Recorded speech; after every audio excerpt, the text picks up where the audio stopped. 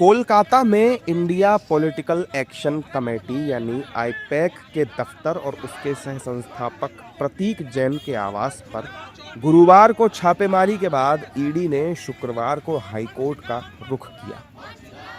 ED ने अदालत में कहा है कि उसकी जांच में जानबूझकर रुकावट पैदा की गई। ईडी की ओर से दायर याचिका में मामले की सीबीआई जांच कराने की मांग की गई है। एजेंसी ने अदालत में आवेदन दाखिल करके इस संबंध में केस दर्ज करने की अनुमति भी मांगी। साथ ही मामले की गंभीरता को देखते हुए तत्काल सुनवाई की मांग भी की है। वहीं मुख्यमंत्री ममता बनर्जी ने शुक्रवार को कोलकाता में एक विरोध रैली का नेतृत्व करने का ऐलान कर दिया है। इस बीच पश्चिम बंगाल के राज्यपाल सीवी आनंद बोस ने कहा है कि किसी सरकारी कर्मचारी को उसके कर्तव्यों का पालन करने से रोकना कानून के तहत एक अपराध है। I have received a dozen petitions and representations from the public in the Lok Bhavan Peace Room since yesterday. Three legal points that are raised in those petitions or requests or representations are: number one, preventing a public servant from the discharge of his duties is a criminal offence under the Act. Secondly, intimidating or threatening a public servant from discharging his duties is a much severe offence, which will invite a punishment of 2 years and fine or both. A third is, this is allegation that is given to me by the lawyers. Yesterday the lawyers came in a march and gave the petition here. The third point which they are raising is that a constitutional authority is supposed to protect the constitution. Kolkata में TMC rally राजनीतिक consultancy firm IUPAC पर ED की छापेमारी के दौरान हुई झड़प के विरोध में की जा रही है।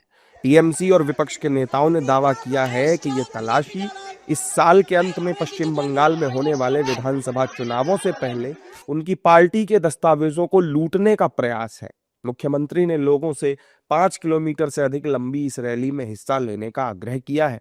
विपक्षी नेताओं ने बीजेपी पर हमला बोलते हुए क्या कुछ कहा है, आइए आपको सुनवाते हैं। देखिए, किसी भी गैर कानूनी मामले में अगर किसी तफ्तीशी अमले को कोई जांच करनी हो तो ये साधारण सी बात है, उसमें कोई आपत्ति की बात नहीं होती। मगर ऐन चुनाव के जैसे करीब आने पर किसी राज्य में जहां भारतीय जनता पार्टी की सरकार चुनाव जीत नहीं पा रही है, वहाँ चुनाव से पहले इस किस्म की कार्रवाई जोरों में पकड़ लेना है कि भेज देना, सारे रेड कर देना, ये क्या दर्शाती है?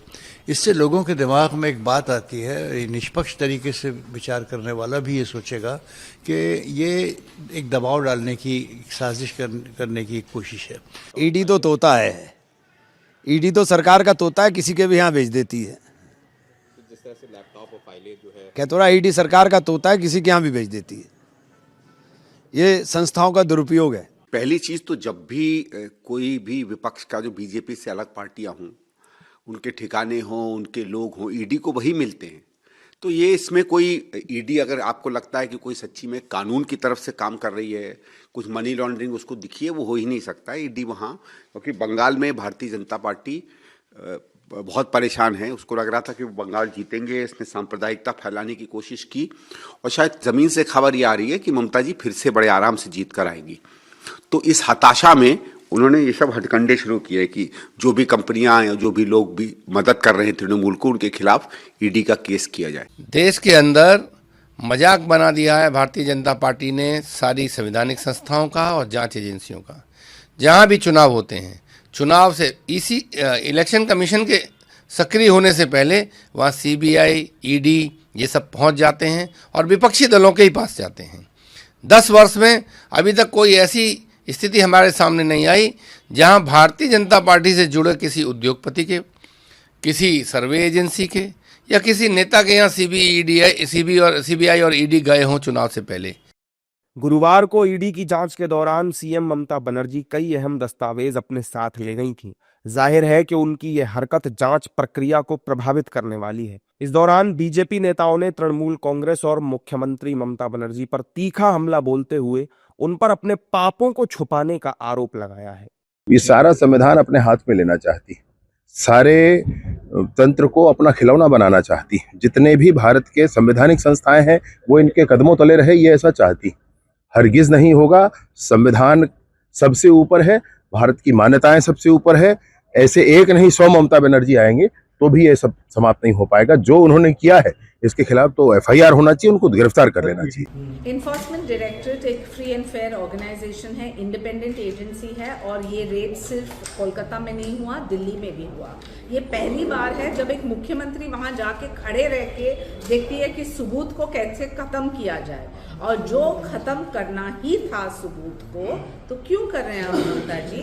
क्योंकि आप डरे हुए हैं, बौखला गए हैं कि आपने कुछ गलत काम किया है।